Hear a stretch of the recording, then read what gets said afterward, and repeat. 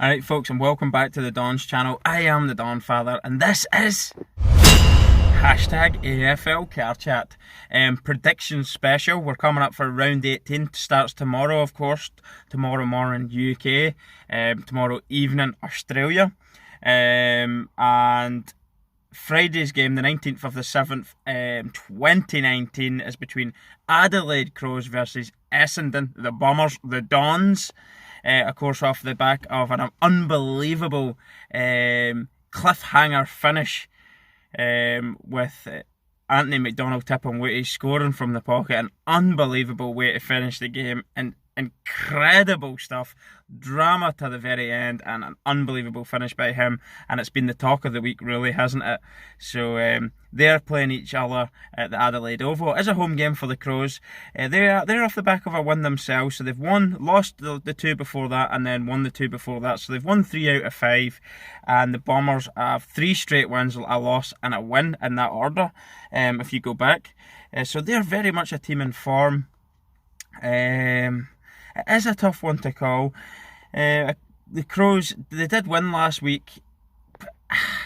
They were playing the Gold Coast Suns. It's not, they're going to win. They did get a good scoreline up there. They'll have that feel-good factor about them. I don't know if you can take too much positives away from beating the Gold Coast Suns. So I predict an Essendon win because they are playing very, very good stuff.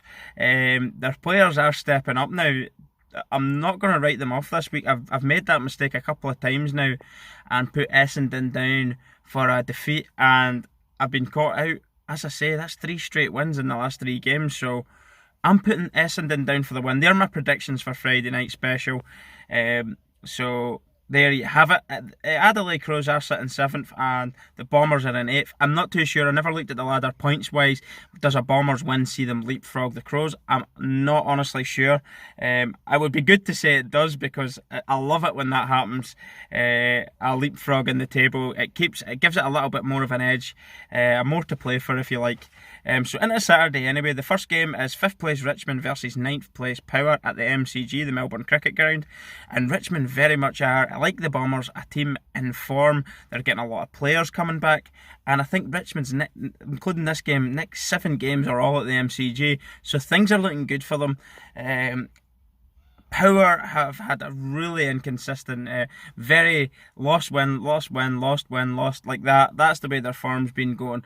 They did lose the last game, so if you were going by that trend, you would put them down for a win. However, I'm not. Richmond have been very strong. They've got the home game advantage as well, with players coming back and actually playing some good stuff. I'm predicting a Richmond win. They're a team that I'm very much starting to enjoy watching. I do believe they're starting to turn it on a little bit.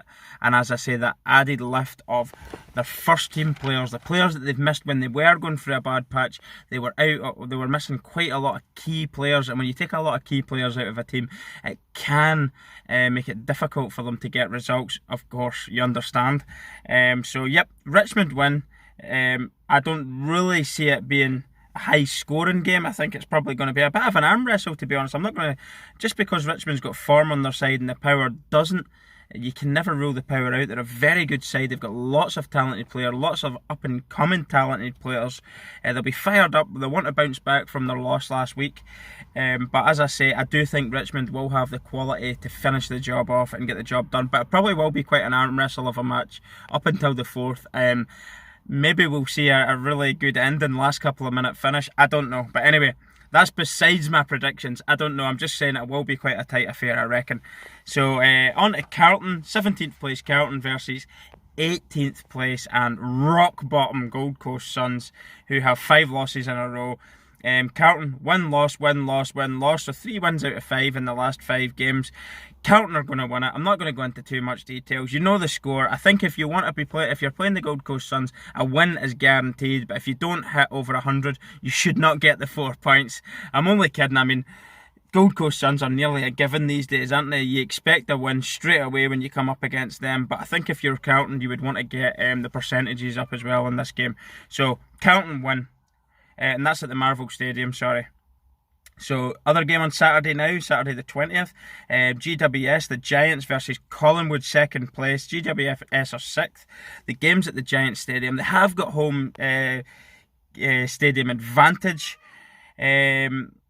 The form, the GWS have lost the last 3, won and lost. They've actually lost 4 out of 5, which is very poor considering in the last couple of months they have been sitting second and quite comfortably for a while there. They were doing well. You would have put your money on them winning most weeks, but they've lost Caniglio now. They're off the back of 3 straight defeats.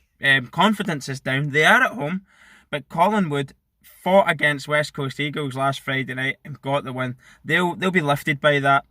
I think they've got quality. I know they're missing Pendlebury, who I think is undergoing, maybe finger surgery or something. I don't know how long he'll be out, but he will not be available for this game. That much is true. They've actually won 3 out of 5, but it was a win, 2 losses and 2 wins. Collingwood's form. I predict a Collingwood away win, which will keep them in second spot on the ladder.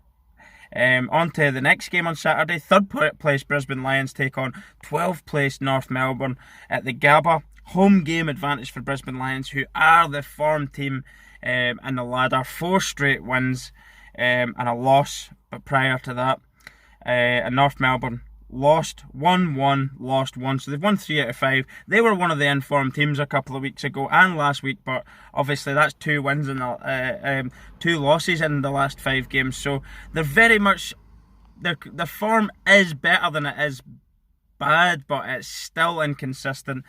I do feel that they're taking on the Brisbane Lions at Brisbane Lions time where they're really flying. Players are stepping up now. So many names to mention are just finding their game at the right time, right at the time of the season where you want to start finding a bit of momentum, getting the wins together and putting the push on in the 8th, and not only getting into the 8, keeping your place in the 8. But Brisbane Lions have got no doubt in my mind they'll stay in the 8, but how far can they go? Could they win it? I don't know. I mean, this team is very much if they back themselves, they've got the quality. They certainly have got the quality to do it. So write them off at your peril as well.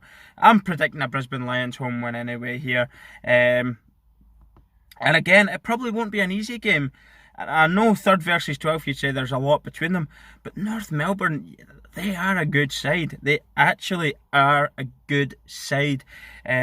As I say, I don't think it'll be a huge scoring game. The Brisbane Lions, I think, will win, but it won't be by much. And if it does end up a bigger gap, that'll probably come in the 4th quarter as the players are starting to get tired. So on to the last game on Saturday is Fremantle Dockers versus Sydney. Now this is probably one of the closest games to predict. The Dockers are at home. They're at the Optus Stadium. 4 losses in a row for the Dockers now. It's unbelievable. I can't believe we're saying that out loud. And a win. So 1 win in 5. And Sydney Swans have lost the last 2 and won the 3 before that. So they've 3 wins out of 5. The Dockers are 13th. Sydney are 14th in the ladder. So positionally in the table, there isn't much between them. Form, you could possibly argue Sydney's on the better form. However, there is a big blow to the Dockers. Nat Fyfe is out. He's ruled out of the game, which is only news of the last few hours. So if you didn't know that, Nat Fyfe is missing this game against Sydney at the Optus. I'm struggling with this prediction. I'm going to go a home win. I think Fremantle have got unbelievable players throughout their squad, and they are capable of hurting anyone on their day, the Dockers. I don't know why they've lost 4 straight games. Bad luck maybe, I don't know. They were shocking in their derby. You know it yourself. You've seen the highlights yourself. You've probably heard my opinion on it. They can't hide behind that result now. They really need to give the fans something to cheer about. It is at home. It's time to now get a win again, Dockers, and I think they're going to do it. Sydney are without big Lance Buddy Franklin as well. I think that's been hurting them, I must admit. They have got good players up there. Papley's good, Raid's good, young Blakey does an awful lot in and around the forward line from the wing and stuff.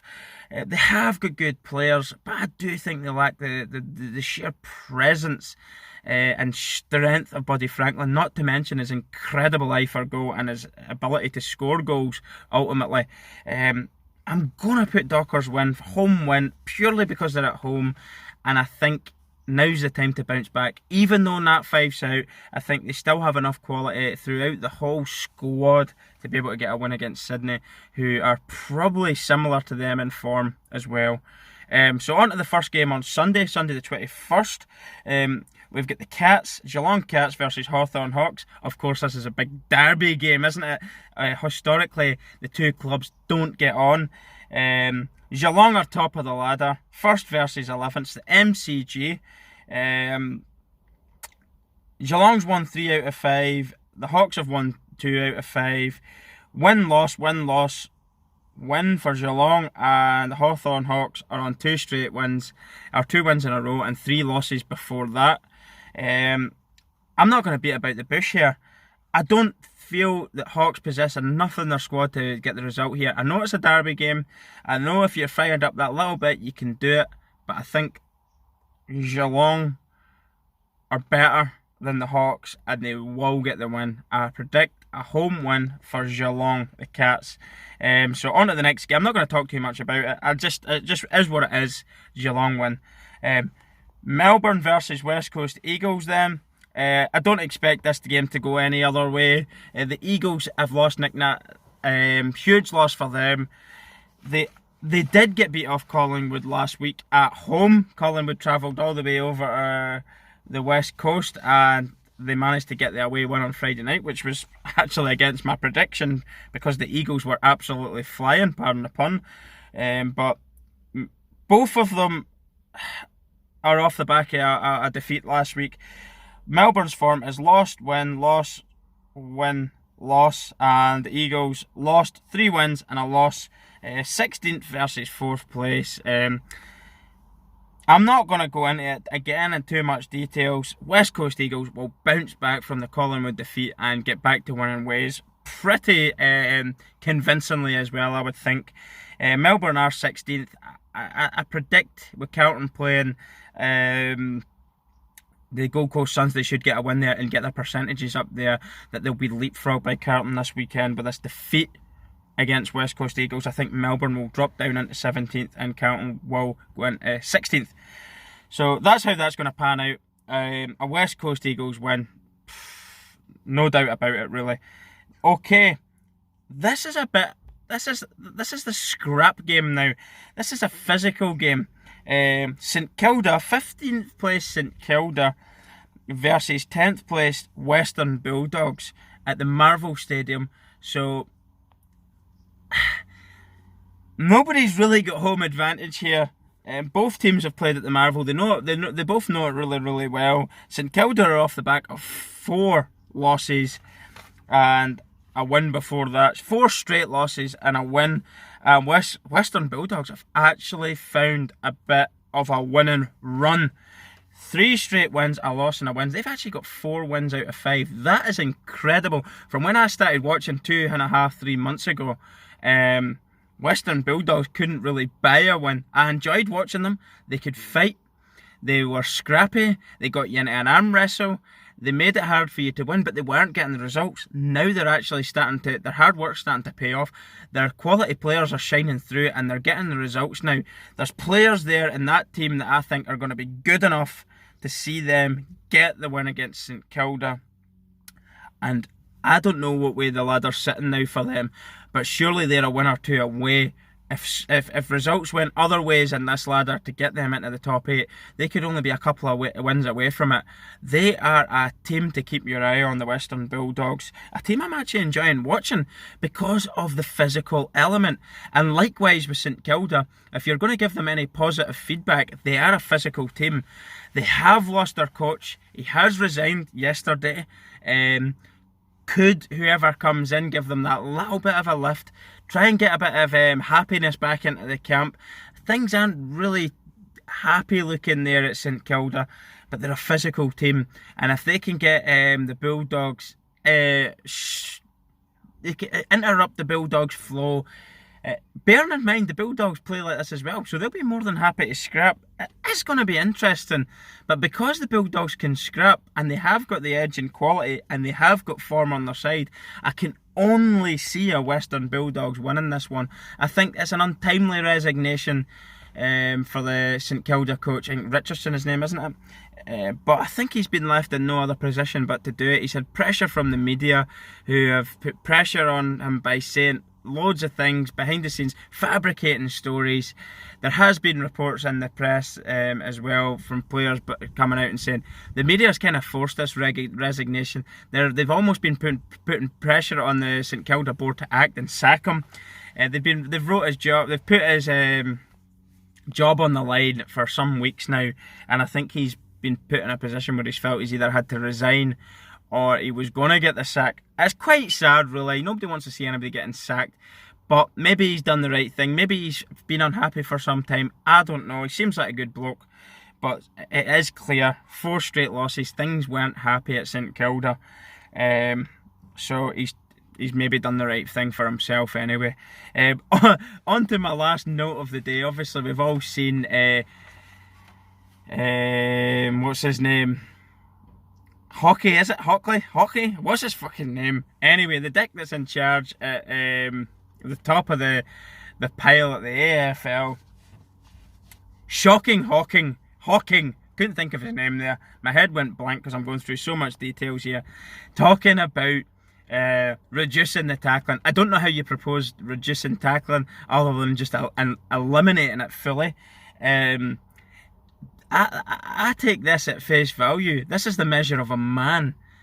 This is a man's sport originally. We pride ourselves in big tackles. We pride ourselves in hits. Being physical. No man wants to pull out of any tackle. A true man never pulls out. So I'm judging what kind of man he is based on what he said about the game and the direction he wants it to go in, to reduce the tackle, to increase other parts of the game, blah de blah de blah, whole load of nonsense talk. I think it's got the whole footy world in uproar. There's actually petitions being signed to make him, put pressure on him to resign for his job, or put pressure on the other board members to actually terminate his contract in charge. I don't know much about the guy. That's 2 or 3 things now I've seen that to be quite frank, I've disagreed with. My opinion, of course, but this one's an absolute farce. To try and kind of reduce tackles, to actually water down the physicality of the sport. It's been made aware to me by one of my subscribers, this actually goes against the fundamental laws of the game. So he has no law or authority to be able to do this. It's been set in the rules and the laws. It cannot be touched. So I'm sure there has to be sort of legal terms to be able to change it. I don't know if they've been looking into this on the side, but this is not a good statement. But I'm judging him on what kind of man he is, and the level of a man within this sport is tackling. You take pride in your tackling. A true man loves the hits, the biffs, the fights, the tackles, the bumps, the knocks, etc. That's why we love this sport. That's why I love this sport. That's why kids growing up love the sport. And he's trying to water this down. That tells me he is not a true man. A true man never pulls out, and I presume he does. So anyway, I'll leave it on that note. A bit of a joke, the way to leave it. I don't take this whole thing too seriously. I don't see it coming to any fruition whatsoever. I think it's hot air coming out of his mouth. I think he's trying to make his job seem relevant. I don't think he's in a relevant position. I think he should probably do the the honourable thing, retract the statement, shut up and get on with trying to improve the ladder, looking into the situation of the Gold Coast Suns, which seems to be an ever-failing project from the AFL. They need to do something quick and effective very, very soon with the Gold Coast Suns, and not talk about big tackles being removed, reducing the numbers, etc. It's an absolute nonsense. Anyway, this was my prediction special. I hope you've enjoyed it. I hope you've liked it. If you've got any things you don't agree with, please, as usual, leave a comment in the section below as to who you think will win in each game, etc. And don't forget, guys, subscribe to the Don's channel and put the notifications bell on as well, so you don't miss any of our future uploads onto the channel.